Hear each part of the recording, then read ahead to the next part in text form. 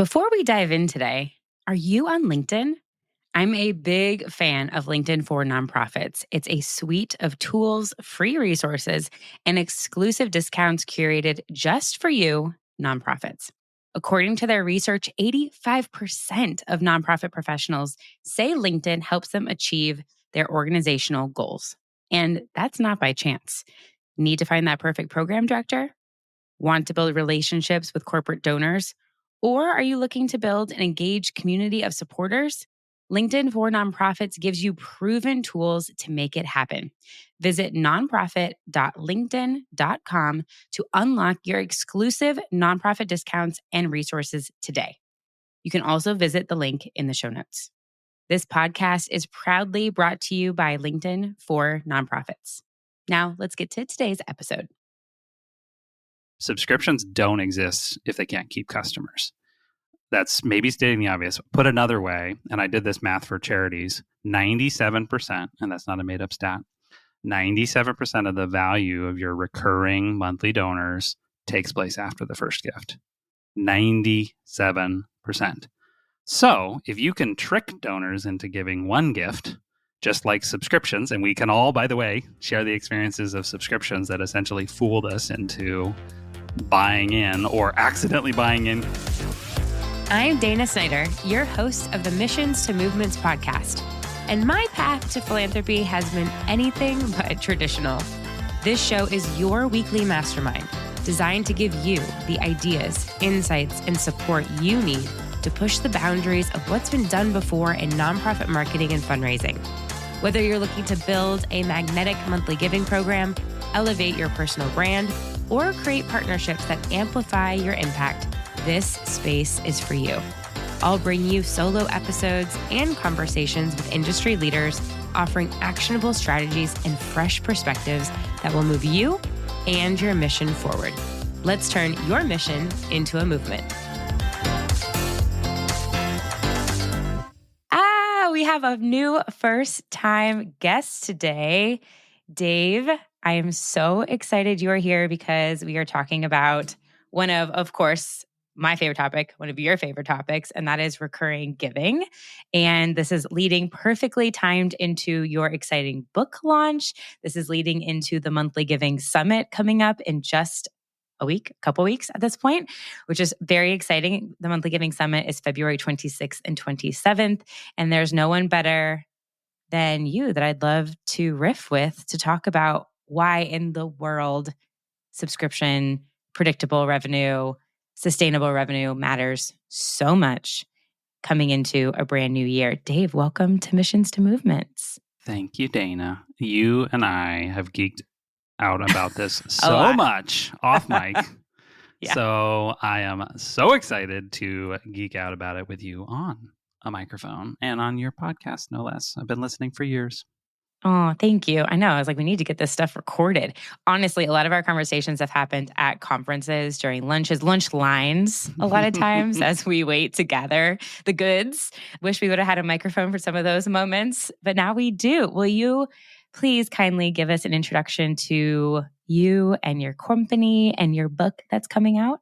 Absolutely. So 20 years in this industry. I started, by the way, I'm originally from Southern California. I now live outside of Seattle. And I, like so many, did not know that the quote unquote industry of charities doing marketing was something that you could get paid to do. And I had grown up in Southern California, went to school, was a double major in marketing and what we then called web and information technology, Dana, which is now known as digital. And I just wanted to do something. I figured I had to work for some big company somewhere, and just through we all did. Yep, through a series of candidly providential circumstances, found out that there were like advertising agencies that worked for charities. And that just blew my mind. So moved to Seattle, started working at an agency at that time called Masterworks, just helping charities do fundraising and marketing. Started in direct mail because digital fundraising was not really a thing when I started. But within about 2 years, took over and built the digital team at the agency. And so fast forward 18 more years, I have run a advisory practice called Imago Consulting. And we basically help charities and businesses that work for charities to grow through, and I always talk about sustainable innovation. Mm-hmm. And a big part of sustainability, as you and I both know, is what's been happening in recurring giving, specifically for charities. 2 questions from the background. Okay, so agency life forever ago. Was recurring giving something talked about when you were advising organizations back then? Yes, it was, but it was really what I talk about this in the book, which I should mention at some point.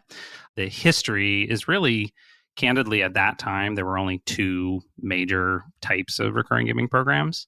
One was what I would call one-to-one, so sponsorship, child sponsorship, missionary sponsorship. Like I give as a donor, and then there's a specific beneficiary, and I know who they are and they're going to receive. I may literally know them because they're a friend, or I may know them because the charity said, this is the child in Guatemala that you're very sponsoring. Giving USA-esque. Yeah. And then the other kind back then of historical recurring giving program was what I would call membership. And that's like public television, public radio, zoos, museums, aquariums, content. I work with a lot of charities that create content and do sort of education essentially as their mission. Those have historically had pretty strong recurring giving programs because it's like, oh, I'm a donor and I receive ongoing literal benefits, either physical goods or services or content. And there's kind of a reciprocal, almost product relationship there. So so 20 years ago, that was the thing. But if you weren't one of those 2 types of charities, tough rocks, like you're on your own. Good luck. That was it. I'm not going to let people wait until the end. I will mention the book. So if you picked up the Monthly Giving Mastermind, this is another one to add to your shelf, fresh, hot off the press. The Rise of Sustainable Giving, how the subscription economy is transforming recurring giving, and what nonprofits can do to benefit. And something that you and I both talk a lot about is, and you mention it, it's 2 times in your title. Or sorry, sustainable and then subscription. And I also have subscription. How much do you think, and I just love like your thought on this, your opinion, the subscription economy has played into the result of what's happening in the nonprofit sector? If the subscription economy would not have grown as much as it has, do you think we would still be seeing what we're seeing in our space? No, great question. I believe that the subscription economy has completely changed the game. I mean, there's a reason I just spent the last 3 years putting together this book. And that was, when you and I think mutually discovered that probably about a year and a half ago. I was like, oh, thank God somebody else is not only seeing this, because I don't pretend to be the only person seeing this, but taking this seriously enough to say, this is different. This is not the same thing as 20 years ago when I entered this industry. This is a different opportunity, and it's different because of this thing called the subscription economy. Just fun fact, subscription economy really started about 12 years ago, and it started with companies like Netflix, and then later Amazon Prime and Pandora and Spotify, and I talk about this in Birchbox. I'll never forget. Birchbox. Stitch Fix? Did you do Stitch Fix? I never couldn't did Stitch afford Fix. The birches and the stitches, but I loved the idea. But I think it was like $10 a month. Oh, it's $10 a month? I'm sorry. I was thinking of Stitch Fix, like where you got the like clothing item, but then the clothing item was like, as a dude who's fairly frugal, I'm like, what? It looks good, but I'm not paying that much. Oh my gosh. I need to just talk about this with you for a second because this is so timely for our conversation. And listener, I just want you to think for a second, like, what's your favorite subscription? Yes. Like what just like gives you like the feel good vibes? And yes, that can totally be your subscription to do good. I hope it is every single day, every single month. But also the ones that just are like, this is just part of me. This is literally like part of who I am as my DNA. And I want to share this experience that I had with you. I wrote a LinkedIn article post about it. I don't know if you saw it. Just over the holidays, I got targeted on Instagram. And I'd love to break this kind of like down with you as somebody else who nerds out about recurring giving and how we can make this relevant to nonprofits. I got targeted on Instagram by this perfume brand called Ffern, Ffern. They have quarterly fragrances that are based on the seasons. And their ad imagery was these ice skaters on this gorgeous, I don't know where they were, this gorgeous lake with mountains. And it was about this winter 2025 scent. And if you are interested, you have to join their ledger to be one of their members. Ledger. Okay. Interesting word choice. And then I was like, okay, I'm interested. I'm not a perfume person. Like Dave, I literally own one bottle of perfume that I've owned for like 5 years. So this is like, I don't know how I got targeted, but I did. And I signed up for their ledger to be accepted. I got a text message that was from Owen, their founder, owner, and was like, thank you so much for joining the ledger. We'll let you know when a spot opens up. A couple days later, I got another text message just saying, hey, so glad you're here. Here's a little bit about like the fragrance this time. We see you're on the list. We'll let you know when a spot opens up. Then I don't know if it was a week later and it said, oh God, it was so profound. It was something about like, you're invited, your spot's been opened. The language they use, I will link to the LinkedIn post. You kind of We've a selected vibe, you. Yeah. I just felt like, ooh, like that's exciting. And how they described the scent was like deliciously elegant, and it felt exclusive and intimate. And it's $139 a quarter, and I signed up for it. Now, I am doing this as a case study. Right. You're a biased audience, but still. I am curious if the scent's actually going to smell good. Yep. It comes with like tea and like a candle and this like ceramic piece that you can spray the scent onto. Man. And it gives you a tester, and it says, test it, see if you like it. If you don't like it, before you open the full bottle, send it back. We'll give you a full refund. So there's an out. Okay. There's so many things I love about this for nonprofits, but what's your like, I would love to hear your initial gut reaction to that. Oh, I love it. And it literally illustrates. So one of the chapters in the book, I talk about the 6 shifts that the subscription economy has created that directly relate to nonprofits. And guess what, Dana? The number one shift is. It is from transactions to engaging experiences. Oh. So you had an engaging experience, not only an engaging experience, but an engaging experience before you bought. Yes.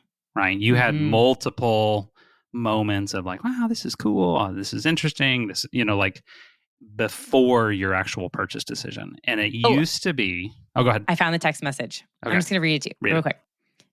Okay. Owen here from Ffern. Winter 25 just launched, and we've reserved a limited number of bottles for new joiners. Yeah. Okay. Specific. Your name has been chosen from our waiting list to receive the season's fragrance. And then it goes into, real quick, I want to read this and then we'll move on. Yeah. Winter 25 imagines the scent of wild ice skating amid snow-capped peaks. Cool eucalyptus and lavender are warmed by sparkling pink peppercorn and Sicilian lemon, while a touch of amber rock rose brings depth to the blend, tempering its sharpness with a rosy glow. I mean, just... Please tell me that AI did not create that scent in that description, but... I don't know, but I think this goes into, when you're talking about experiences, I also think about very visual language. Right. With nonprofits, yeah. So I think it's very engaging. Obviously, they're playing on scarcity and exclusivity and personal, and obviously this is a text message relationship you've had, not to miss that. No emails.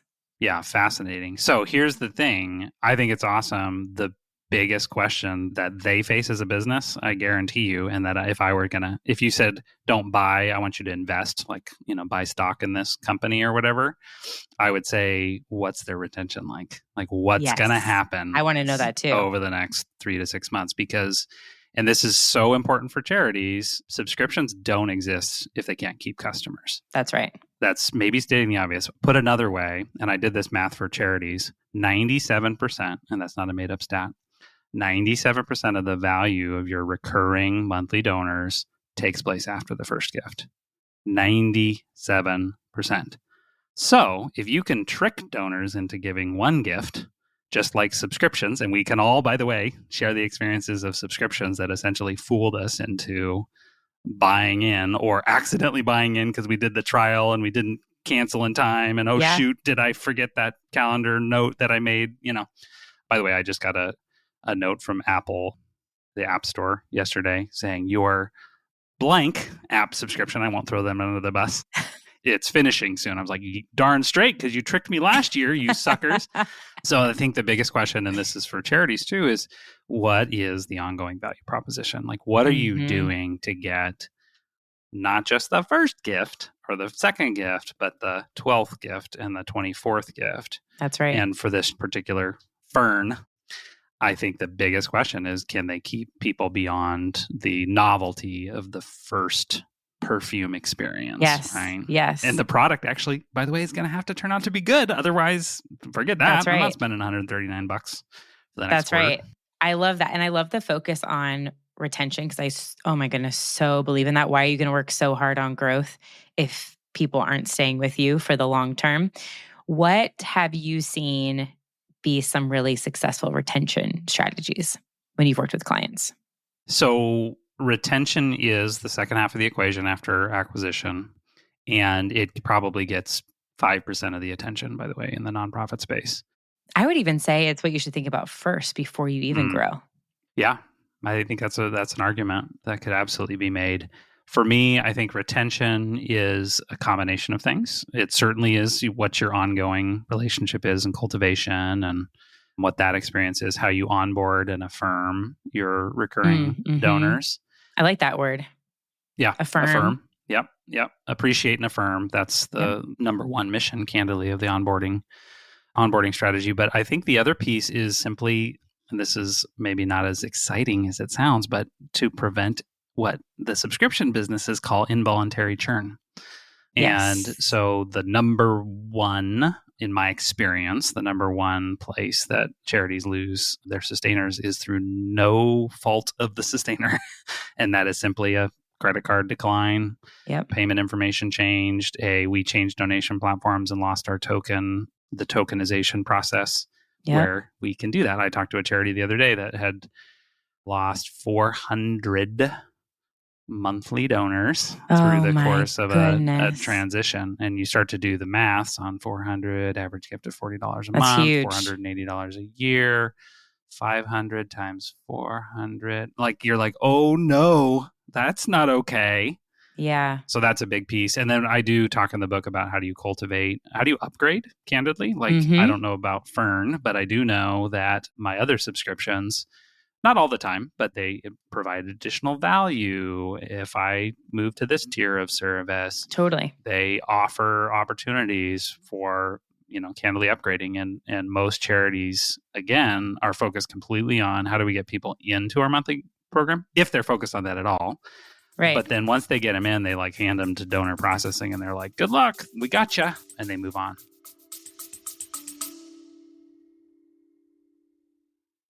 We're always told in marketing to go where your audience is. Well, I found where they are. LinkedIn. 87% of surveyed LinkedIn members are donors. This blew my mind. And with over 1 billion, with a B, people using LinkedIn all around the world, that is a lot of potential donors. And here's what I love about this. These aren't just passive users. These are professionals, leaders, and change makers who are actively engaged in making an impact. So how can you use LinkedIn to reach them? I recommend checking out all the resources on nonprofit.linkedin.com. And I've discovered this tool called Sales Navigator. Think of it as your secret Rolodex for finding the right person at that foundation you've been trying to connect with, or that corporate partner you've been hoping to reach. It's all about finding the right person to talk to and getting your nonprofit on their radar. And Sales Navigator can help you do that.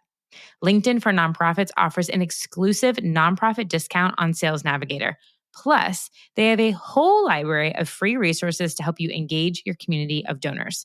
Go check out all the LinkedIn product discounts and free resources at nonprofit.linkedin.com. And I also have it linked down in the show notes. Now, speaking of building meaningful connections, back to the show. I think this is something, so I had a podcast episode that came out in January around, actually, no, that's a lie. I think came out on Christmas. That was my top 5 fundraising and marketing trends for 2025. And within recurring giving, one of them was on having a sustainer role. Having somebody in the organization that is solely or primarily, I want to say, they can be doing other things, but like primarily focused on your recurring giving experience. And whether that's a VA that you hire and they're doing that role for X amount of hours a month. Have you worked with any teams that have somebody that's solely focused Yep. on their recurring giving? Absolutely. One of the teams, I don't have the stats offhand, but one of the organizations that I work with did a deep dive assessment. That's one of the things we do for clients is go really deep into their program, look at, there's 10 different components of their program we look at and basically evaluate all those components. Long story short, we gave them about 40 recommendations. You could do this, do that, do that. And we always prioritize that in the top 10, by the way, because 40 is overwhelming. Yeah. So it's like top 10. And if I had to do 3 right now, it'd be these 3. Guess what the number 1 recommendation was, Dana? To hire somebody. To assign. This was a big enough organization that it was like, somebody needs to feel the pressure of growing this program. Because, and this is a mistake that I don't know what percentage, but a very feel high the percentage excitement of growing the program. Oh, yes, that too. Not the neck on the line part. Actually, this person, if they were on right now, they would say, I am jazzed up about this. So it's not all pressure, but somebody does need to feel accountable and responsible for this thing. So this organization, that was the number 1 recommendation. That was one of the changes. I won't pretend it was the only change because there were a lot of other recommendations we made. That organization is up 6 figures year over year. Wow. And again, not saying it's just the one change. There were some other very strategic things we did, but that was in my opinion, the linchpin. Because there's so many, the thing I was thinking about was one of the mistakes organizations make is they don't think of it this way consciously, but they treat their recurring giving program like their single gift program. Mm-hmm. So they're like, yeah, we do recurring giving. But the people that are responsible for recurring giving are responsible for getting the next single gift from donors. And those, while they seem alike on the surface, are completely different programs. And so while most organizations can't put somebody full-time in that role, to your point, I don't care if it's your full-time job. Like somebody needs to have not just in name or in title, but the actual responsibility of growing this program. And when you start to create that ownership internally, whether it's the executive director or preferably not the executive director, it is one of the linchpins, because then that person can go and get your book and my book, and they can like go to conferences and like think about strategically how to grow their program. And that's a real unlock. Yes, I love that. Okay, you also mentioned upsells, and I want to like dive into that real quick. Another prediction that I had was around bundles. Now, very common in the for-profit space for us to see subscription bundles. Disney, Hulu, ESPN, right? Bundled together for this discounted price of blank. I think there's such a rich opportunity for a brand new way of partnerships when it comes to subscription bundles for nonprofits. What are your thoughts? And have you seen anything like this happen? Like a random example could be like, just because we both wrote books, like Book of the Month Club, which I love. Shout out to them as a subscription. So like if if you join our nonprofit, we have this partnership with Book of the Month, and you'll get this discount as a member of our like whatever. It could also be way more aligned, like X water bottle because we're a water charity and you get a free one every quarter or whatever it is, like sent to you. Thoughts? Oh, Dana. Friend Dana, you are one of the ones, but probably the main one who I think is going to help make that happen. I don't know, and I'll explain why in a minute, but I don't know whether it'll be like 2025 will be the year where that is a thing, because I think there's some things that need to line up first, namely the incentives between the brands and the charities. Yeah. But there are going to be charities in 2025 that, or actually more brands that see the value of that and partner with charities to provide that. But that is, like you said, it's actually really relatively recent trend in the subscription space, the bundling. When you see Disney Plus and Hulu, which they're owned by the same company, but they throw Paramount in there, you're like, okay, something's going on. These like enemies are getting together and bundling their services. So I think it's going to happen. And the reason I think you're a piece of that is because you have such a rich history and experience, candidly, with brands and brand activations and the importance of bringing those things together. And so I do think that's going to be a trend. I don't know how big it's going to be in 2025 because, again, there's just some stuff that needs to develop. But I look forward to I don't know. Let's put our hearing brains about some of together and those. make it happen. Yeah, let's figure it out. Let's figure it out and create some next Maybe. podcast. What an opportunity. We'll come back together and talk about all these creative partnerships that happened. Okay, I can't talk to you about recurring giving without talking about growth. And a lot of organizations, when they're launching and they're growing, have a bunch of challenges that, listener, you could be up against. This could be your board mindset. This could be changing your donation platform because it doesn't actually optimize for recurring giving. It could be lots of different things. What would be your recommendations? Like, I know you said before you could have 40 different things to share with somebody. Sure. From your research in the book, if somebody is just like, I'm stuck. I feel like I've tried everything in the book, but I'm up against a wall. What do I do to like move past that and to get momentum and to like have people like trickle in and then hopefully just like jump into joining as a recurring donor? Yeah, one of the most challenging things about writing a book, and I'd be interested in your thoughts on this, at least for me, and candidly speaking, when I speak, do conferences or trainings or workshops, is to try to like get everybody in the audience, right? Because you'll have somebody that's like a grizzled veteran who's done this for 20 years and, doesn't think there's anything new. And then somebody's a brand new and no idea what the lingo means, right? And so you try to write for everyone. Like that question is a little bit for me like, how do you grow, Dana? But I have a couple sort of simple things that I would recommend to get you to the answer to that question. The first, and I always like language, so I'll use the 3 words: benchmark, evaluate, design. So benchmark, like, where are you today?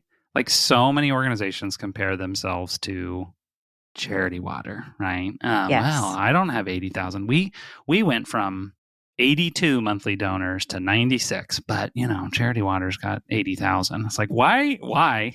One, you should totally learn from charity water. You and I both talk about them in the book, and they're easy to pick on for good reason because they've done incredible work. But where are you today?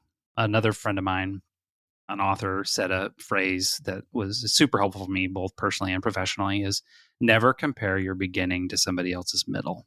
Oh, yeah, 1,000%. And I was like, and one, I liked the last part. I was like, oh, middle? Like, because we're all in the middle. Dana, you're in the middle, right? None of us are at the quote unquote end or the culmination or whatever. Yeah. We all feel like we're in the starting place. So that's okay. But if you don't benchmark, like if you don't know where you are today, then how can you know whether or not you're making progress? So I had one client, we did a recent campaign. This was a smaller client, and they finished the effort that we had talked about. It was a live event, and we pitched monthly giving, and they were kind of like disappointed. Like I could tell. They didn't say I'm disappointed, but it was like, oh, well, we only got so many X number of monthly donors. And I did some quick napkin math, and I said, wait a second. In 3 hours on one day with very little planning, and you don't even have a program yet, we generated $10,000 in long-term value.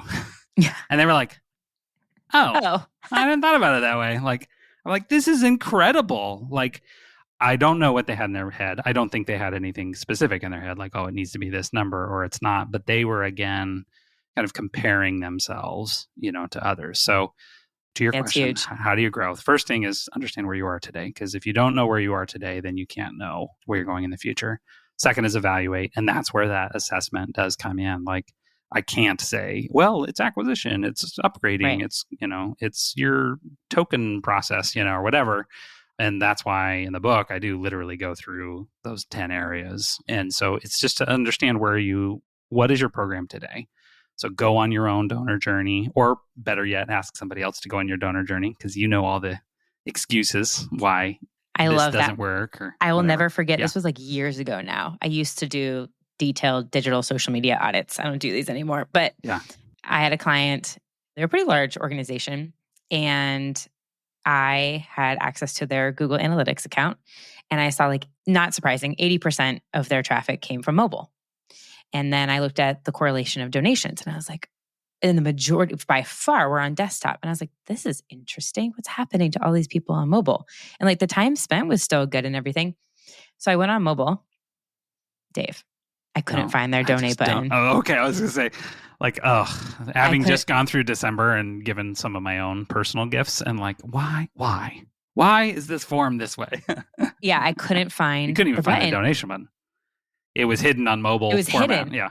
So I immediately, like the first thing I said on the call is, just wanted to let you know. I was like, before we jump into everything else, I'm going to just share this with you. And immediately their CEO was like, get our CTO on this call right now. Open up the screen share. And she's like, excuse yourself from the meeting. Please go fix this right now. Oh, man. I can feel the room. That is such a good reminder of benchmarking, because I think we are so quick to jump into what's next before actually pausing and reviewing. This is actually relevant. And I have a Slack group, the Sustainers, that you're familiar with. That's a Slack group just for nonprofits, building recurring giving programs and sustaining them.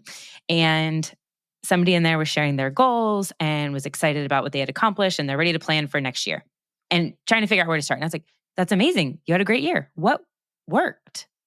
Check the emails that you wrote. What subject lines performed best? What landing page are we drawing them to? She's like, oh my God. Yeah. I've never paused. And this is part of the reason why having somebody that feels that responsibility, it's like, not, of course you would do that, but like that's something that would more naturally happen. If everybody's responsible, the way I say it in the book is, if everybody's responsible, then nobody's responsible. Like, have you ever seen that old Abbott and Costello skit where like the who's on first? No. This is, oh man, why do I feel like the old guy in this conversation? This is before my time. So Abbott and Costello, like famous black and white comedians. I'm going to send you this video. I actually include a link in the book because it's so hilarious. It's called Who's on First. And it's this whole skit where one guy is like a fan of the baseball team and the other guy's the manager of the baseball team. And they're talking about the names of the players on the team. And the trick of the part of the joke is that the player on first's name is who. Like, who is on first and what is on second and I don't know is on third. Oh. And so it becomes this hugely just hilarious comedy sketch of like, who's on first? How do you not know who's on first? Like, you're the manager of the team, blah, blah, blah. The long story short is, if everybody's responsible, like, who's on first? Like, who is going to be thinking about, to your point, yeah, maybe we should look at what we did over the last year. Now, obviously, you can have a consultant, but there's only so much we can do from the outside. Right. It becomes so critical. Yes. I love, oh my gosh, I could talk to you forever about this. Okay. We're getting to the end of the conversation, and I have to ask, I know you are a recurring giver yourself. Is there an incredible experience that you have been a part of as a recurring donor? Okay. There's a couple. The one that comes to mind, and you will know this one, so I'm going to try to tell this story in a way that you can't figure out who they are at first. So this one begins with my wife. So my wife went to a conference in Dallas. This was 8 or 9 years ago now. And it was a conference, women coming together just around their faith and just speakers and all this kind of stuff. So it was really cool. She's followed it for years. It's been something that's super powerful for her. And she went to this conference, and this organization got up, and that, even the way I just said that, is not right. This organization was just a part of the program. So had some on-stage moments, talked about the work that they did, specifically had somebody that had benefited from their program telling her story, and then had the most incredible moment of like, how can we stand with this organization to make this a reality, this vision a reality? And I'm really beating around the bush to not say the organization, because the organization is International Justice Mission. Yes, they are so good at this, being integrated into events. Yep. And so, by the way, I have the friend of mine who was at the organization at the time, who was spearheading that program, Tina Hutchins, was literally apparently standing backstage just freaking out, like, oh, I don't, how is this going to go? This, all this kind of stuff. But 9 years later, I think I did the math. We've ended up giving, and this is not a bragging statement, this is just a point of long-term value. Yeah. $2,700, $2,900, like almost $3,000 as not major donors, not middle donors, just a moment in time that was a powerful experience. that has resulted in the case of International Justice Mission, a Yep. $3,000 donor who candidly, again, we're not in the major donor category, right? Oh my God, what's funny about this is, so I started my journey with recurring giving with December. Yep. December went through a merger with IJM. Yes, I saw that. Yes. Yeah. And so I've been a recurring donor with it. This will be my 5th year. Yeah. So that's awesome. so funny that it's the both of us. Very powerful work. I know we're wrapping up our conversation, but listener, if you take a look at or just Google search, Lauren Daigle is a singer. Pretty sure she was on American Idol. And she did a whole campaign with IJM that has skyrocketed their recurring giving growth recently. Oh, super cool. Yes, very cool. Go check it out. She's doing it on her concert series. So again, just out of the box, cool ways that you can grow and expand awareness for what you're doing with your program by partnering with people who have a like-minded audience to who you think might become your supporters. So with that, I want to say, Dave, thank you for writing a piece of work that nonprofits can read and soak in and share with others. Again, I will say the title and I will link to it in the show notes. The book is called The Rise of Sustainable Giving: How the Subscription Economy is Transforming Recurring Giving and What Nonprofits Can Do to Benefit. Dave, where can people find you? Is there specific places you want them to get the book? Oh, sure. Yes, you and I have been talking about that offline as well. You can just find the book at sustainablegiving.org. Make it super simple. And that will candidly send you to the Imago Consulting website so you can see the work that we do there. But LinkedIn is such a beautiful platform. If you want to connect with me individually or just follow what I'm doing, LinkedIn's great. And then I do write a weekly column. I mentioned at the top of the show that really my passion is around sustainable innovation. And candidly, for nonprofits, the most important sustainable innovation of this era is recurring giving. So hence the book. But I care deeply about helping organizations innovate and grow and figure out, how do we do what we do? How do we candidly bring in the revenue to make what we do better and be able to do more of it? And so I write a weekly column called The Wave Report. And yes, I am from Southern California, even though I am a failed surfer for the most part. I have learned some lessons from riding waves. You would love my conversation with Chad Nelson at Surfrider. You know what? I saw that you had that, and I do. And I need to find him and say hey, give me more wave, surfing tips or whatever. I have an entire keynote, Dana, called How Nonprofit Leaders Can Surf the Waves of Innovation. So my goodness. The metaphor goes deep. It's real. Yeah. I only mention it because I do write that weekly. And if you hit sustainablegiving.org, you'll see a place to sign up for articles or weekly trends. If you're interested in that, I also cross-post those occasionally to LinkedIn.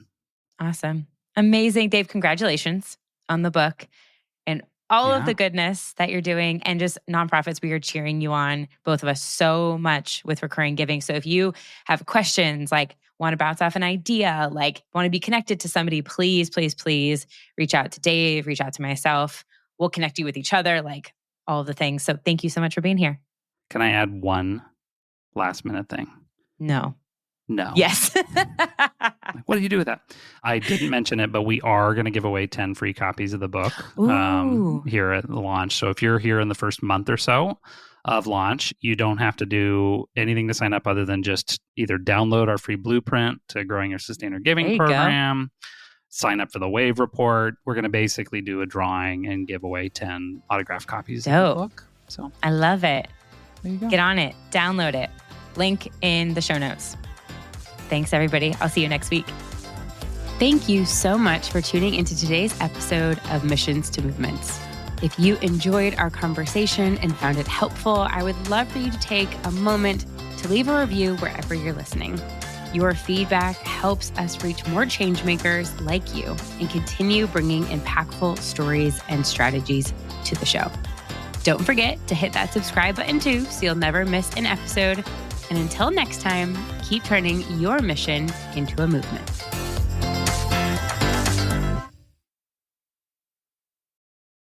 How did culinary care attract 60 new monthly donors in one night?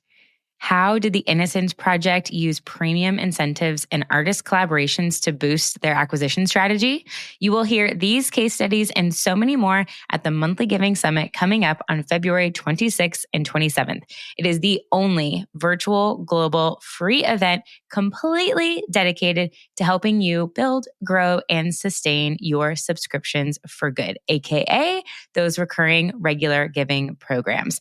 I invite you to join us. Go to monthlyGivingSummit.com or click the link in the show notes to register for free now.